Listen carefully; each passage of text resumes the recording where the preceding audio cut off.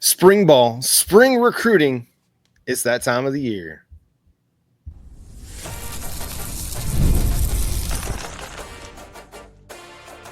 You are Locked On Sooners, your daily podcast on the Oklahoma Sooners. Part of the Locked On Podcast Network, your team every day.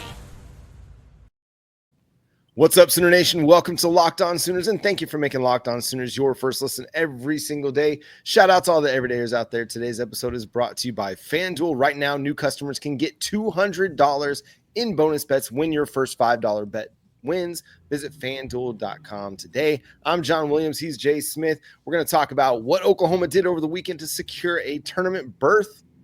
We're going to talk about strength of schedule coming up in the second segment, but spring ball is underway. Oklahoma just had the Future Freaks weekend, and there's a lot of buzz happening right now. Let's start on the football field where the most immediate impact can be made. And Jay, we're starting to get a little buzz from the Switzer Center, from the practice field, all that stuff. Yeah, the footage and stuff that's been coming out from like George Stoya as well as Eddie Radosevich, Parker Thune, Brandon Drum, Colin Kennedy, and Josh Calloway, all of them from all of the insiders. You're seeing a whole bunch of the propaganda go out. So it's that time of year, folks. We get to see little previews and little sneak footage of coverage of like one-on-ones with like the wide receivers and corners. You're seeing running backs go through their drills. It's an exciting time, John, because why? Football season is around the corner. That means we're roughly like 4 months away before we really get into the nitty gritty of what this team's going to be able to do. And so there's a couple of things that jumped out to me that I noticed from the practice that first and foremost, Ben Arbuckle was pretty intense. Some of the videos, you could tell that he is all over the players and pushing them to be great at what they do. And I think John Mateer has really stood out. A lot of the players and some of the videos have been talking about just how much of a leader Mateer is. He's very vocal. And I'm going to be honest, it feels like we're going back to, year one, year two of Dylan Gabriel as far as leadership goes. Because that was the big thing with him, John. When Dylan Gabriel was here, all you heard about was him doing stuff with his teammates, taking them places and training with them on a regular basis. You heard about him being a leader. And he went out there and he busted his butt. So I'm kind of thinking John Mateer is going to give us something similar. I'm just hoping that he can go out there and rally the troops and win some games. He reminds me a lot of Jalen Hurts, because Jalen Hurts came in a similar situation, was likely only going to spend 1 year at Oklahoma, but came in and hit the ground running in the weight room and really impressed a lot of people with his work ethic and his tenacity in the weight room. Obviously, we got a lot of buzz about John Mateer doing the same thing during winter workouts, and it's starting to translate, obviously, to the practice field now. But the leadership, the work ethic, all of that just screams Jalen Hurts to me. Obviously, they're both really good running quarterbacks, too, so I think that comp is going to hold up a little bit this fall as well.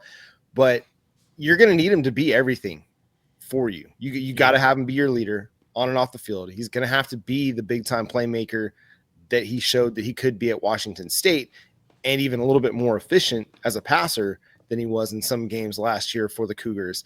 So it's good that we're getting that leadership buzz, because in a season in where everything went wrong for Oklahoma on offense last year, it didn't seem like they had a lot of strong leadership either. And not from the quarterback position or really anywhere else, because you lost a ton of dudes from your veteran offensive line that were leaders for this team. And a guy like Troy Everett, who is a leader on the team, really didn't get back into the lineup until like midway into the season. And that impacts your ability to lead. So it's going to be tough, but hopefully this kind of helps set the bar a little bit higher and gets them on a little bit better trajectory. What else are you hearing out of spring ball? Like the Javonnie Gibson buzz is kind of palpable right now. Yeah, and one of the videos that the Sooners threw out there, you saw Mateer launch it deep to him, and he caught it with literally Jacoby Johnson just draped all over him. And it was like one of those drop in the bucket type passes. So you're like, oh, okay. I see Mateer and Javonnie Gibson looks like they've got themselves an instant connection. Hopefully they've been working out together a lot, but I mean, the transfers look like they're probably going to run things when it comes to the wide receiver room. And I really do believe that Javonnie Gibson's going to be one of the best.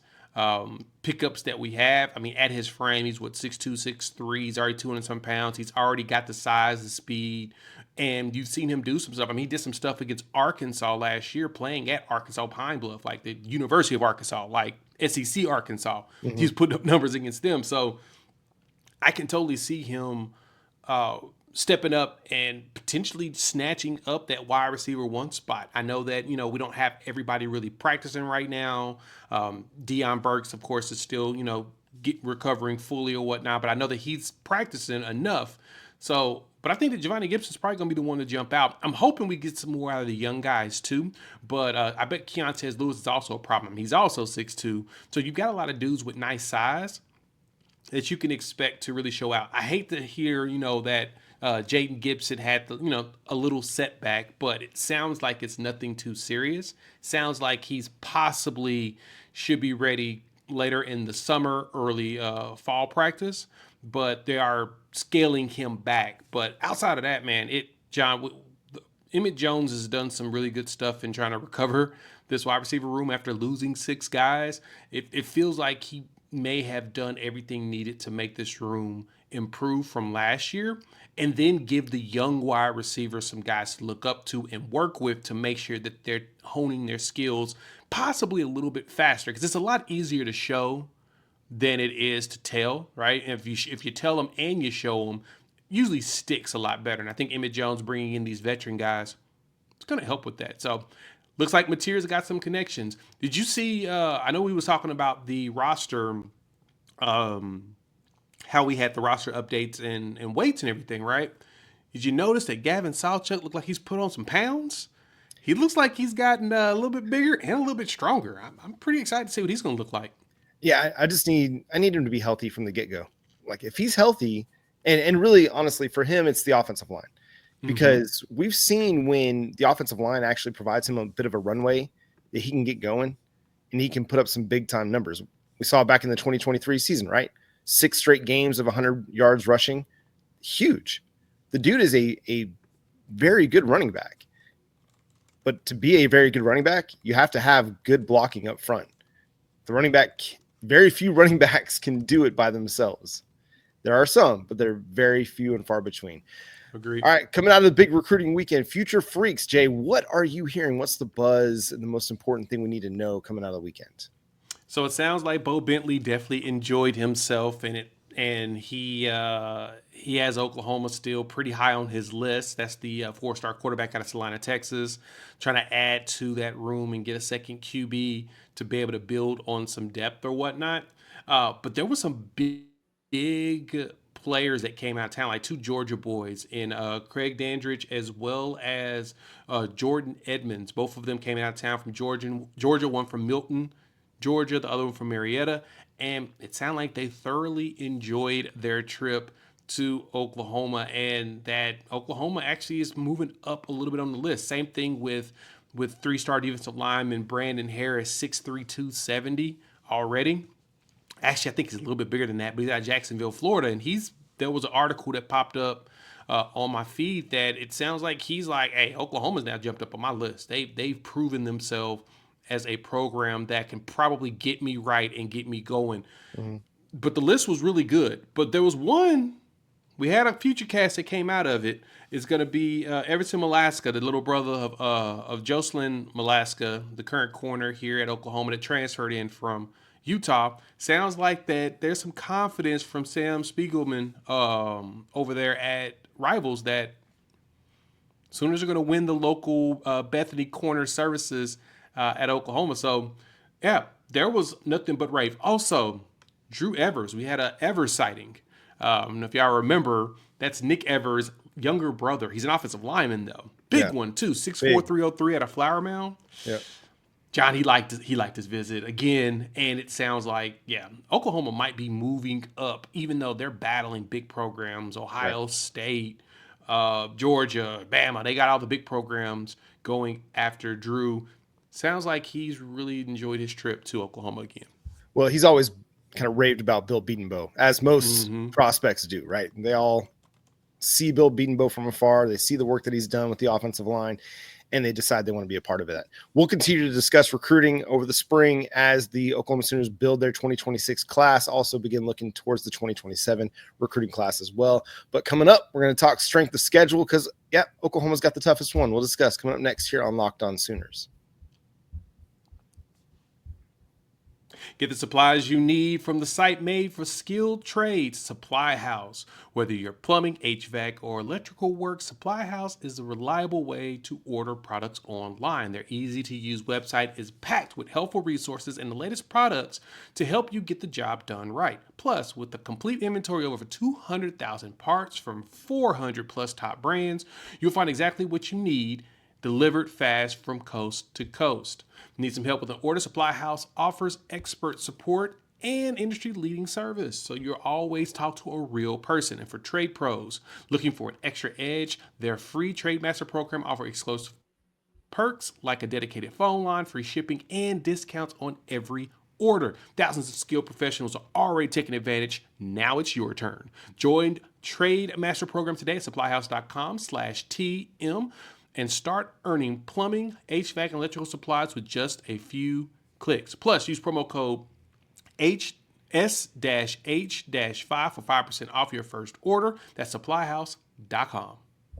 Today's episode is also brought to you by Wayfair. You got to get your house in order for the spring. It's that time of the year, and your home should reflect your style. And with Wayfair, it's easier than ever to make that happen. Whether you're looking for a simple refresh or tackling a big home project, Wayfair has everything you need in one place. Wayfair's huge selection makes it easy to find the perfect piece, no matter your space or budget, from cozy furniture and stylish decor to kitchen essentials and outdoor must-haves. Wayfair has it all, and at prices that fit your budget.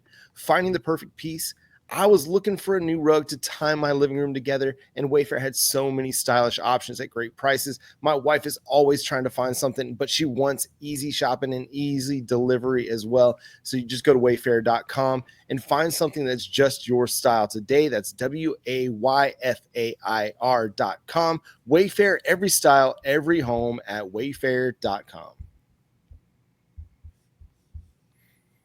Thanks again for making Locked On Sooners your first listen every single day. Shout out to all the everydayers out there. Tune in and subscribe to the show wherever you get your podcasts. We're part of the Locked On Podcast Network, your team every day. We got March Madness coming up in the third segment because Oklahoma's going to be playing. But we got to talk toughest strength of schedule, and that's Oklahoma. ESPN SP Plus came out and ranked their strength of schedules, and Oklahoma was number one.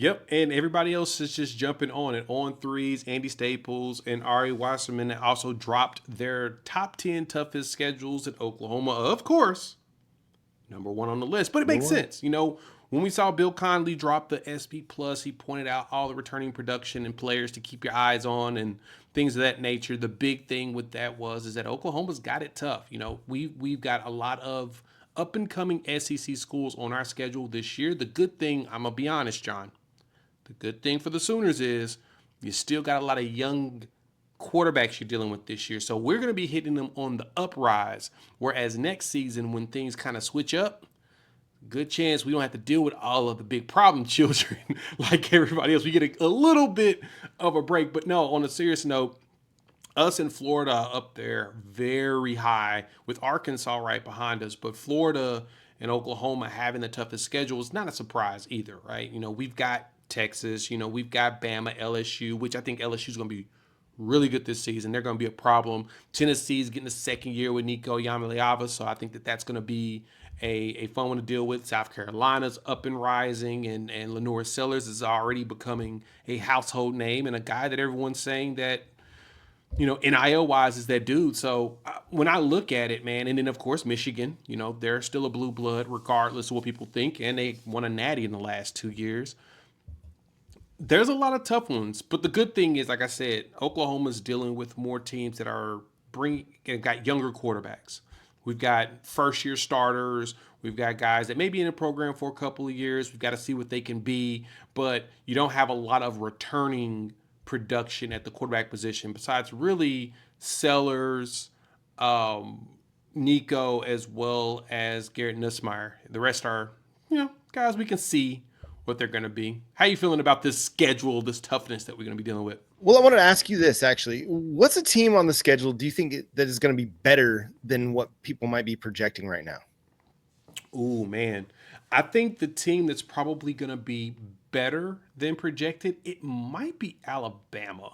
I know it's weird to say, right? Alabama, not, Right. not projected high, kind of weird. Yeah. But, I mean, we're still in, the Kalen DeBoer era. But because Ryan Grubb, offensive coordinator, that just got hired recently, he was there with DeBoer up there in Washington. He stayed in the state of Washington and took a job with the Seattle Seahawks for a year. And now it looks like the Seahawks is blowing up their entire team. So he is now come down and he's working with Kalen DeBoer as his offensive coordinator. And that, to me, can be a game changer for them. Yeah. I think that's going to make them sneaky good. But honestly, I think that they're the one probably that jumps out the most. Who's the team that you think is going to be a little bit better than expected? Well, I was just going to say, Ryan Grubb, I mean, he followed DeBoer across several stops. Like, Yes. He's been with him for a very, very long time. So you talk about, alignment in your offense. That's going to help Alabama's offense to, I think, be better than what it was even last year when it was pretty good at times, save for the Oklahoma game. But for me, I think the team that maybe stands out that could surprise a few people, Missouri. I don't know why I'm saying Missouri. I think they might be a little bit underrated, but the more I learn about Drew Pribula, the more I'm kind of intrigued by what he might be able to do. And listen, they've got a schedule like last year that is cheeks. It's not very good, and it's going to have them threatening for 10 wins again, just because it's not very good. But I also think that maybe they might have a chance to be a little bit better than what people are expecting. Who's a team on the schedule you think could be worse than what people are projecting right now? I hate to say it, South Carolina. Okay. I think that they're going to be a very good team. I don't think they're going to be as good as everybody's trying to advertise them to be. I struggle with, last year was a very good year and it came out of nowhere. Like I said, Norris surprised everybody, but he's not going to surprise everybody next year. He's going to have to go out there and produce those numbers again. He's going to have to show everybody in the SEC that he is as good as advertised, and that's not always that easy to do. I think that could be the game that the team that may not be as good as everyone thinks. It's between them and Texas. You're just going to leave it like that? You're not going to say why Texas? No, I'm just going to drop it on there and say Texas. Just drop the bomb on them. No, on a serious note, with Texas. No, but I agree with you on it could potentially be Texas because we did the same. I did the same thing last year, right? They lost a ton of players and I expected them to suffer a bit of a drop off. The thing they had going for them though, is they had quarterback continuity, offensive line continuity, and that kind of thing matters. And they did good in the portal when it came to the defense. For me with Texas is they've done a great job of recruiting. They're going to be very young this year. Mm-hmm. And I don't think this year's the year where they'll be really good like last year. I think next year they're going to be a really big problem because of just how well that they've recruited. It's stacking that talent. But sometimes when you're at that point where it's just a lot of young players, you kind of need that one more year to get for them to really just take the leap over the edge. And it looks like, I think next season is where, not this coming season, but next season, Texas is probably going to be one that, they could truly compete, especially if they can get Arch to come back one more year. That to me is the year where you'd be like, there's a good chance that Texas could be playing for a natty. For like on a serious note, actually winning playoff games, because then they'll have all that young talent sitting there as redshirt sophomores and redshirt freshmen and a couple of juniors that have played, over 1,000 snaps. It's where their problem's going to lie. So I think this year you may see a slight drop off because Sarkisian's done a really good job rebuilding that program, but I think that next year is when you're really going to see an issue with Texas. And I could see them potentially missing the playoff, but just kind of being right on the cusp. I do think that they're still really good. You got Anthony Hill Jr., you got Colin Simmons. I think Arch is going to be good. Ryan Wingo, dude, I don't like to throw a lot of praise on Texas players, but that kid has a chance to be a star, like a legit, talking about him in the similar light as Jeremiah Smith and Ryan Williams, kind of a star. He's just that good with the ball in his hands. So there's potential there for Texas to be good again. I think they could still miss the playoff. For me, it's Ole Miss is going to have a big drop off. They lost so much talent off of that team, and a team that only won 9 games and missed the playoffs and lost to Kentucky and had Oklahoma threatening to upset them as well. It was a good team last year, should have made the playoffs, but didn't. And they lost a ton of talent, like a ton of talent. And I don't know that they've got the leadership like a Jackson Dart ready to take them to the next level and help them make the playoffs. I think they're going to suffer a big drop off. And that's one of those games on the schedule. I'm like, if I'm looking at it and I'm projecting right now, Oklahoma's winning that game. And they should absolutely win that game at home against a team that is not going to be as good as it was last year. Speaking of teams coming up with big wins, the Oklahoma Sooners pulled one off against the Texas Longhorns. We'll discuss coming up next here on Locked On Sooners. March Madness is here, and FanDuel's giving you a chance to get in the action like never before. Right now, new customers can get $200 in bonus bets when your first $5 bet wins. That's $200 extra bucks to use on everything from buzzer beaters to Cinderella stories and even who's cutting down the nets. Me personally, I'm looking at the Oklahoma Sooners potentially making it into the tournament, into a playing game. So there's a great opportunity for me to jump on that action, and FanDuel is going to make it easy for me to get in there and do that. So the FanDuel app is simple and easy to use, and when I win, I get paid instantly. No waiting around. I cannot wait for the tournament to start. So visit FanDuel.com and get in on the college hoops action all tournament long.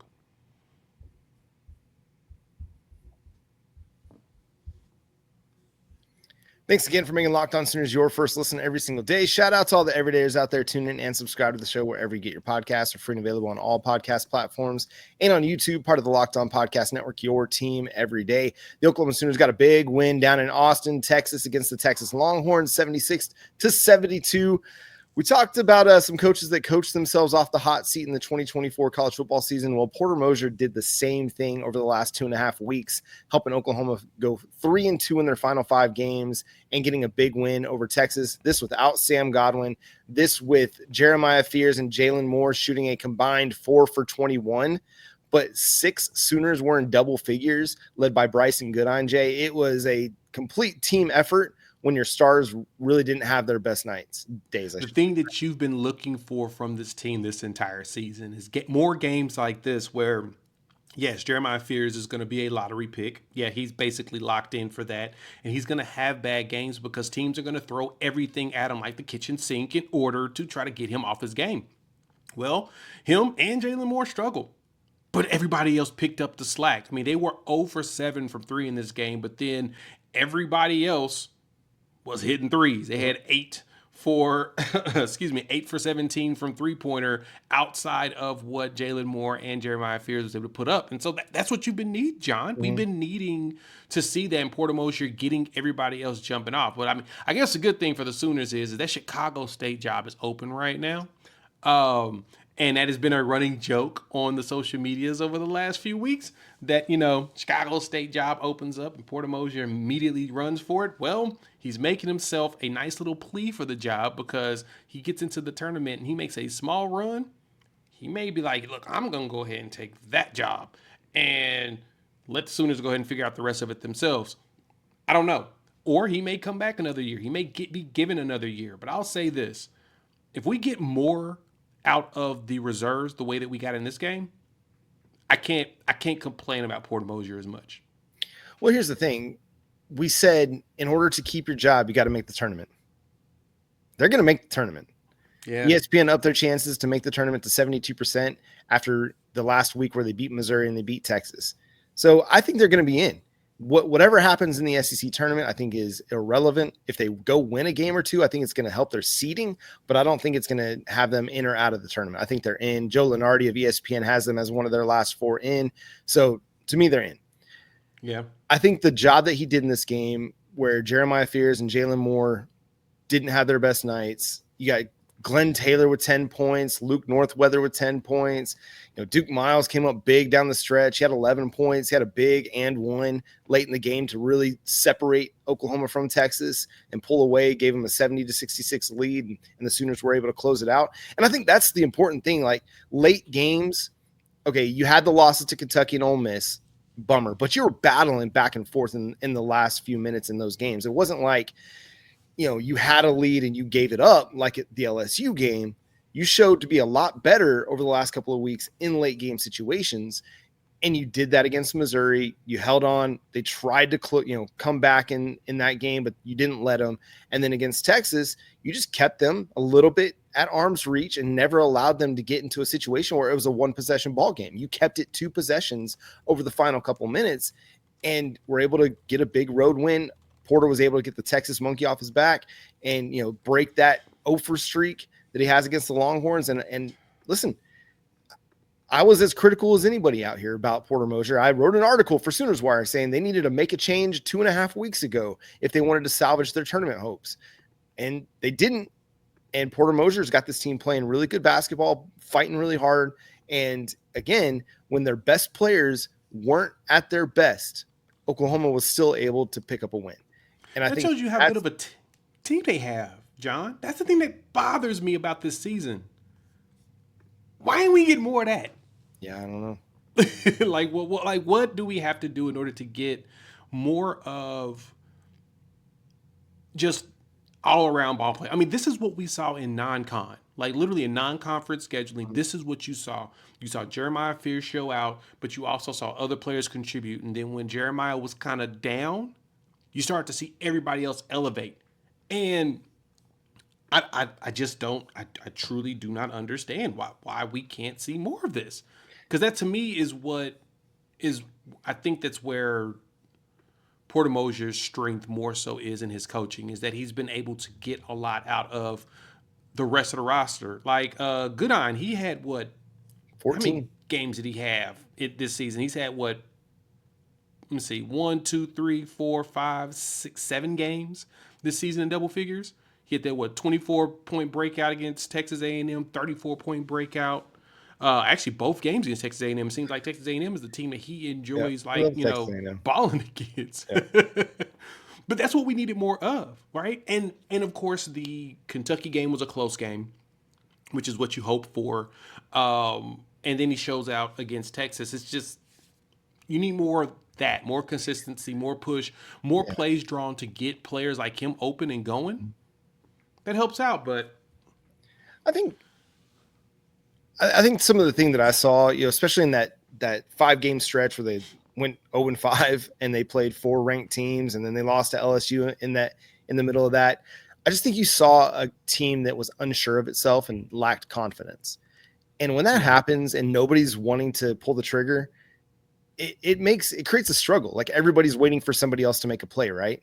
Well, over the last 5 games, I haven't seen that as much. I feel like it's been guys that are ready to make the play when the play is there. You have guys that are like, even Muhammad Wegi, like the dude will handle the ball down the court looking to make a play. Like people are trying to step up, make a play. Sam Godwin, I think he, like before he got hurt, he was playing his best basketball of the season. And it's because he was getting the ball and he was attacking the rim, on the pick and roll and finding backdoor cuts and making plays. It's guys were looking to step up and make plays. And I think that's the thing that switched from that 5-game losing streak to the final 5 games of the season, is that the team looks more confident and the team looks ready to make some plays. And that makes them dangerous going into the postseason. Like they've got a star in Jeremiah Fears, a guy that could go on one of these fabled tournament runs that we've seen in the past. They've got a star in Jalen Moore, who is as capable of filling it up as Jeremiah Fears is. They've got a good group of role players that are tough, that can play physical, that can defend, and they've got some guys that can hit threes. So this is a team that's got a chance to be one of those that could put it together, and they're battle tested. If they get the right bracket, there's no telling what they could do in the NCAA tournament with the way that they've been playing over the final 5 games.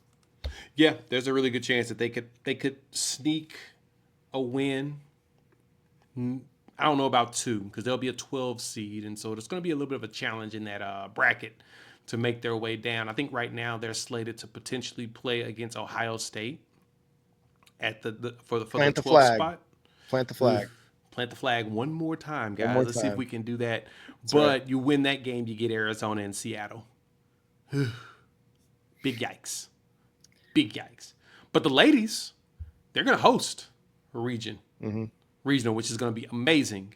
And Yeah. we better go ahead and fill up Lloyd Noble for the ladies, because even though they fought hard against South Carolina, they didn't get the W. They'll be hosting some regional games, and I expect them to make a deep run in the playoffs. Yeah, this is the best chance that the ladies have, I think, to make the Sweet 16. What happened last year, they just didn't have a presence inside that can get them continuous buckets or consistent buckets. Well, Reagan Beers can do that for them. They've got a deep, deep squad, a bunch of girls that can put a lot of points up, and they defend well, they rebound well. South Carolina is just a juggernaut. Like, that is They are the best program in the country over the last 3, 4, 5 years, and they beat everybody for the most part. So yeah. you played better this time than you did the last time where you got beat by 40 points. So I like where Oklahoma's heading into the tournament. But yeah, good opportunity to fill it up and support the women. We got a lot of great support for women's sports at Oklahoma. Softball had a big weekend that we didn't get to touch on, but we'll try to touch on that at some point in a future episode as well. They're playing good ball right now as well. That's going to do it for today's episode of Locked On Sooners. Thanks so much for tuning in, being a part of the show. Subscribe to the show wherever you get your podcasts. We're free and available on all podcast platforms and on YouTube. Part of the Locked On Podcast Network, your team every single day. Also, go check out the Locked On College Basketball Podcast to get you ready for March Madness. Andy Patton and Isaac Shade are breaking down the bubble. They're breaking down all the tournament hopefuls. They'll break down the 68-team bracket when it's released, as well as all of the conference tournament action happening this week. So go check it out. Locked On College Basketball Podcast, wherever you get your podcasts. Follow Jay at Unfair Sports. Go check him out on his YouTube channel as well. Unfair Sports. You can follow me at John9Williams, and you can read my work covering the Sooners over at SoonersWire.com. The show is at Locked On Sooners, wherever you like to do your social media stuff. Go check us out. Go follow us there. And until next time, he's Jay Smith. I'm John Williams. We'll talk to you then. Boomer. Sooner. They better get in the tournament. Oh, it's a lock, dude. Lock it up. It's locked up.